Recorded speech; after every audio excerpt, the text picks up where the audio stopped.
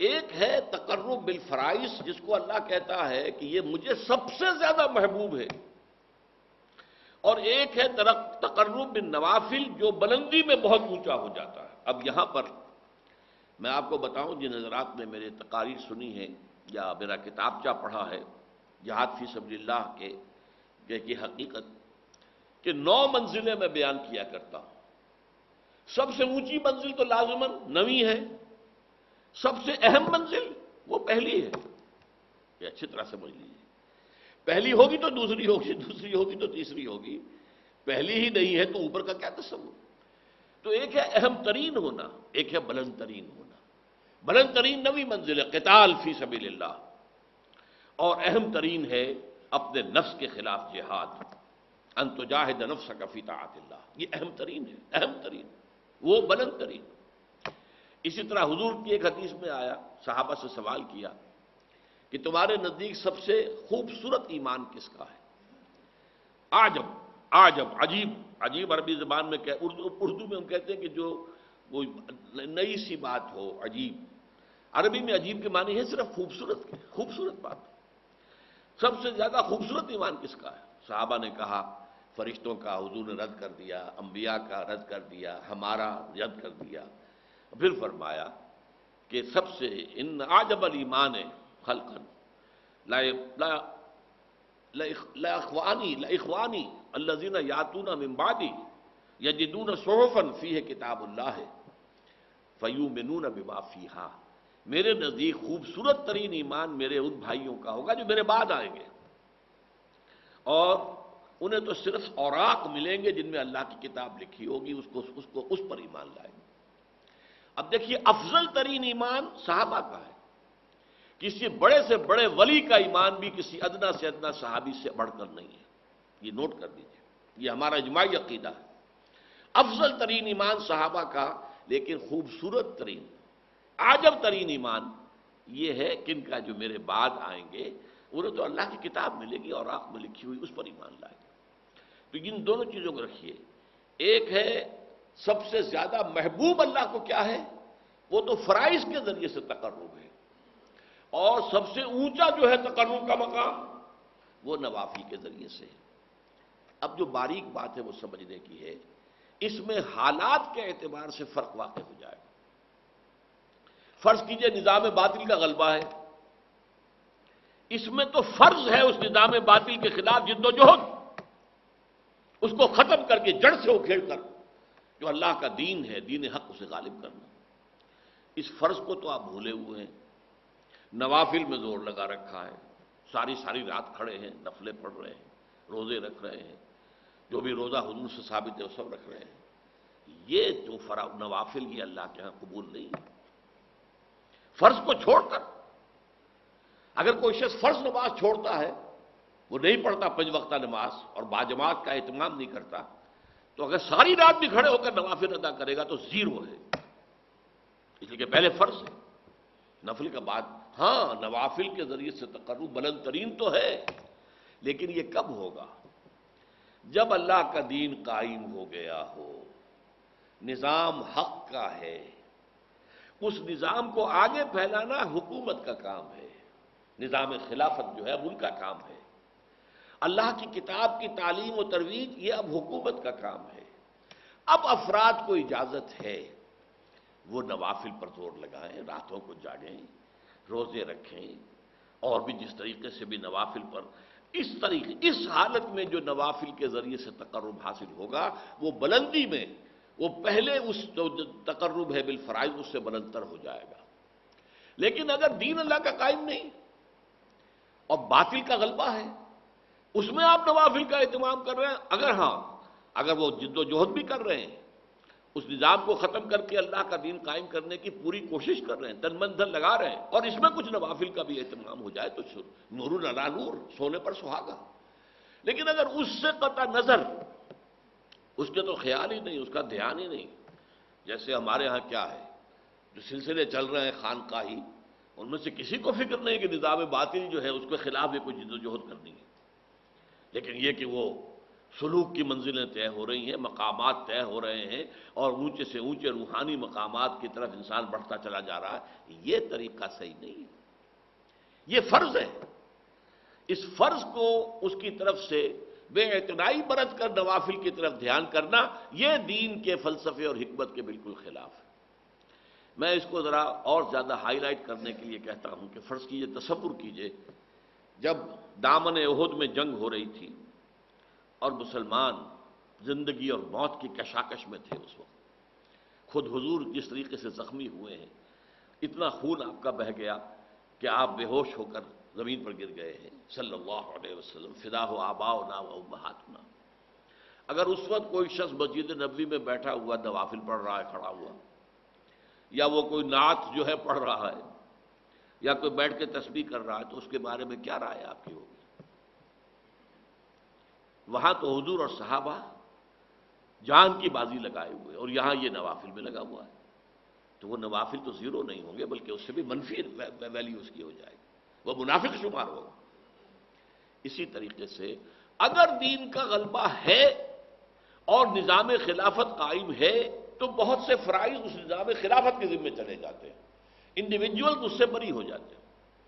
اس نظام خلافت کو جب ضرورت ہوگی کہ فلاں محاذ پر 10,000 آدمی چاہیے، وہ 10,000 آدمی نکل آئیں گے، تو باقی سب کی طرف سے فرض کفایہ ادا ہو گیا، وہ گھروں میں سوئے یا رات بھر کھڑے رہے، نوافل رکھے پڑھے یا روزے رکھے، بالکل ٹھیک ہے، یا کسی علمی کام میں لگے رہے، تفسیر لکھنے میں لگے رہے، حدیثیں جمع کرنے میں لگے رہے، فقہ کی بحثیں جو ہے وہ کرنے میں لگے رہے، ٹھیک ہے، بالکل صحیح ہے۔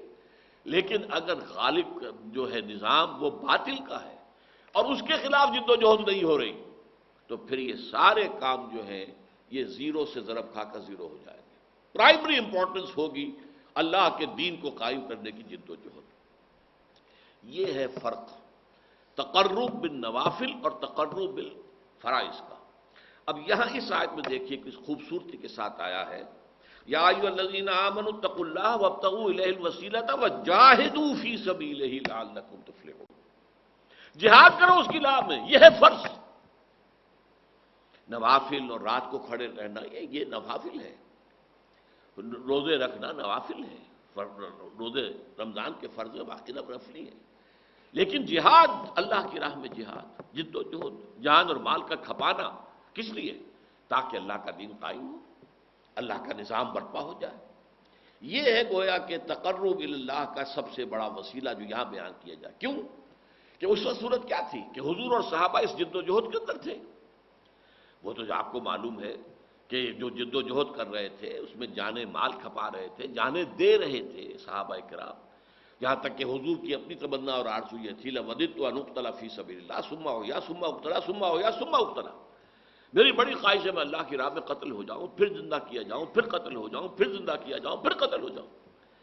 ایک طرف تو وہ حضرات ہیں، تو اگر کوئی شخص اس سے کنارہ کشی کر کے اور نوافل کے اندر لگا چلہ کشی کر رہا ہے، روزہ عام نہیں، روزہ اور بھی، اب جو ہمارے ہاں صوفیاء کے ہاں روزے جو رائج ہیں اس میں طرح طرح کے روزے ہیں، وہ صرف ایک دن کا روزہ نہیں، کئی کئی دن کے روزے، جس کو وہ صوم وصال کہا حضور نے وہ بھی رکھتے ہیں، حالانکہ اس سے صحابہ کرام کو حضور نے منع کر دیا تھا کہ آج روزہ آپ نے رکھا اور شام کو افطار نہیں کیا، بلکہ رات بھر بھی وہ روزہ رہا، اگلے دن بھی پورا روزہ رہا، اور پھر اگلے روز جا کے آپ نے افطار کیا، تو اسے کہیں گے صوم وصال، 2 دن کا صوم وصال ہے، 3 دن کا صوم وصال، تو مسلسل جو ہے 3 دن تک روزہ چل رہا ہے۔ حضور رکھتے تھے، لیکن صحابہ کو آپ نے منع کیا، انہوں نے شکوہ بھی کیا حضور آپ رکھتے ہیں ہمیں منع کرتے ہیں، تو آپ نے فرمایا ایکم مثلی، تم میں سے کون ہے مجھ جیسا، ابھی تو عند ربی، میں تو رات گزارتا ہوں اپنے رب کے پاس، ہوا یطعمنی و یسقین، وہ مجھے کھلاتا بھی ہے پلاتا بھی ہے۔ اب وہ کیا کھلانا ہے کیا پلانا ہے، کیا اس کی روحانی حقیقت ہے، یہ ہم نہیں سمجھ سکتے۔ یہ خصائص نبوی میں سے ہے، وہ چیزیں کہ جو خاص ہیں نبی اکرم صلی اللہ علیہ وسلم کے ساتھ، جو امت کے لیے پھر عام طور پر جس کی اجازت نہیں ہے، لیکن اس قسم کے روزے بھی وہاں رکھے جاتے ہیں، لیکن اس سے کوئی پرواہ ہی نہیں، فکر ہی نہیں کہ نظام باطل کا ہے۔ تو باطل کے اقتدار میں تقویٰ کی آرزو، کتنا ہنسی فریب ہے جو کھا رہے ہیں ہم، وہ متقی بھی بن رہے ہیں، شیخ بھی بن گئے ہیں، شیخ المشائخ بھی بن گئے ہیں، اور وہ زبدت جو ہے مرشدین بھی بن گئے ہیں، سب کچھ ہو گئے ہیں، لیکن یہ کہ اس باطل کے خلاف کوئی کشمکش ہے ہی نہیں، اس کے خلاف کوئی جد و جہد ہے ہی نہیں۔ اس کے ضمن میں تو پھر وہ حدیث میں نے بارہا سنائی ہے، اور مولانا اشرف علی تھانوی رحمۃ اللہ علیہ نے اسے جو انہوں نے مرتب کیے تھے خطبات جمعہ، ان میں جو دوسرا خطبہ ہے اس میں اس حدیث کو کوٹ کیا ہے۔ اوح اللہ عز و جل، یہ بھی حدیث قدسی ہے۔ حضور فرما رہے ہیں کہ اللہ تعالیٰ نے عز و جل نے حضرت جبرائیل کو وحی کی۔ اوح اللہ عز و جل الی جبرائیل علیہ الصلوۃ والسلام ان اقلب مدینۃ کذا و کذا باہلھا، کہ فلاں فلاں بستیوں کو تلپٹ کر دو، الٹ دو ان کے رہنے والوں کے اوپر، ہلاکت، وہ ہلاکت کے جو عامورہ اور صدوم کی بستیوں پر آئی تھی، جو جس کی طرف حضرت لوط علیہ السلام بھیجے گئے تھے۔ اقلب مدینۃ کذا و کذا باہلھا، رہنے والوں سمیت الٹ دو۔ قال فقال، حضور فرماتے ہیں کہ اس پر حضرت جبرائیل نے عرض کیا بارگاہ خداوندی میں، یا رب ان فیہا عبدک فلانا لم یعصک طرفۃ عین، ان بستیوں میں تو تیرا فلاں بندہ بھی ہے جس نے آج تک پلک جھپکنے جتنی دیر بھی معصیت میں بسر نہیں کی، اس کے تقویٰ کا عالم یہ ہے۔ یہ گواہی کون دے رہا ہے؟ کوئی کرائے کا گواہ نہیں ہے، کوئی کرائے کا وکیل نہیں ہے، جبرائیل ہے۔ اور کہاں گواہی دے رہا ہے؟ بارگاہ خداوندی میں، جہاں ابو جہل بھی جھوٹ نہیں بولے گا۔ تو فرمایا قال فقال ان فیہا عبدک فلانا لم یعصک طرفۃ عین، قال فقال، اب حضور فرماتے کہ اللہ نے فرمایا اقلبھا علیہ وعلیہم، الٹو ان بستیوں کو، پہلے اس پر پھر دوسروں پر۔ فإن وجہہ لم یتمعر فی ساعۃ قط، اس لیے کہ اس کے چہرے کی رنگت میری حمیت، میری غیرت کی وجہ سے کبھی متغیر نہیں ہوا۔ منکرات پھیلتے رہے، شریعت کو پاؤں تلے روندا گیا، شریعت کی اور اللہ کی دی ہوئی قوانین کی دھجیاں بکھیر دی جا رہی تھیں، اور پھیل رہا تھا گناہ ہر طرف، اور یہ لگا ہوا تھا تو فقط اللہ اللہ اللہ، خانقاہ میں بیٹھا ہوا۔ ظاہر بات ہے خانقاہ میں جو بیٹھا ہوگا اسے گناہ کرنے کی کیا ضرورت ہے؟ نہ زندگی کے وہ میدان میں ہے، نہ معاش کا کچھ سلسلہ ہے، کوئی کچھ دے گیا، کسی نے کوئی ہدیہ پیش کر دیا، اس سے جو ہے وہ گزارا کر رہے ہیں، تو گناہ کا معاملہ کیا ہوگا وہاں؟ اور پھر وہ خانقاہی ماحول کے اندر ظاہر بات ہے کہ نہ کہیں عورتیں نظر آئیں گی، نہ کہیں عریانی نظر آئے گی، وہ تو اپنا خانقاہ کا ماحول ہے، اس کے اندر رہ رہے ہیں۔ لیکن یہ کہ اس خانقاہ سے باہر جو کچھ ہو رہا ہے، جو منکرات پھیل رہے ہیں، جو کفر پھیل رہا ہے، جو گمراہیاں پھیل رہی ہیں، جو شریعت کی دھجیاں بکھر رہی ہیں، اس پر اسے فکر ہی نہیں۔ یہ تمار فی ساعۃ قط، تو اس کو یوں سمجھیے کہ اگر کوئی شخص کسی کو ماں کی گالی دے، اب اگر وہ شخص جسے گالی دی گئی ہے طاقت رکھتا ہے تو جانے نہیں دے گا اسے، اس کی مرمت کرے گا۔ فرض کیجئے وہ کمزور ہے، اسے معلوم ہے جس نے مجھے گالی دی ہے وہ بڑا طاقتور ہے، میں اس کا کچھ نہیں بگاڑ سکتا، تب بھی کم سے کم اس کے چہرے پر خون جمع ہو جائے گا، سرخ ہو جائے گا چہرہ۔ غیرت کا یہ تو کم سے کم انداز ہوگا کہ میری ماں کو گالی دی گئی ہے۔ اگر یہ بھی نہیں ہے، سب کچھ دیکھ رہے ہیں، بیٹھے ہیں، سن رہے ہیں، لیکن کوئی فکر نہیں ہو رہی، تو پھر کسی روحانی ترقی کا، کچھ ولایت کے مقام کا، کچھ تقرب اللہ کا کوئی سوال نہیں۔ تو میں نے آج کوشش کی ہے کہ آپ کے سامنے ان چند چیزوں پر جو بڑی کنٹروورشیل ہیں، اس میں عدل کا راستہ آپ کے سامنے رکھوں، درمیانی راستہ کیا ہے۔ نہ تو آپ سرے سے انکار کریں کہ مرتبہ ولایت کوئی شے ہے ہی نہیں ہے، قرآن سے ثابت ہے، حدیث سے ثابت ہے، اور اللہ فرماتا ہے کہ جو شخص میرے ولی سے دشمنی کرے گا اس کے خلاف میرا اعلان جنگ ہے۔ پھر اللہ کا قرب، وہ قرب واقعتاً اس حد تک ہو سکتا ہے کہ اللہ انسان کی آنکھ بن جائے جس سے وہ دیکھے، اللہ انسان کے کان بن جائے جس سے وہ سنے، اللہ انسان کے ہاتھ بن جائے جس سے وہ پکڑے، اور اللہ انسان کے پاؤں بن جائے جس سے وہ چلے۔ یہ ممکن ہے، حدیث ہے۔ اس سے ظاہر بات ہے کرامات کا صدور ہوگا، کرامات کا ظہور ہوگا، لیکن اس کے ساتھ اس بات کو سمجھنا ان میں پہلی شرط تقویٰ ہے، اور نمبر 2 یہ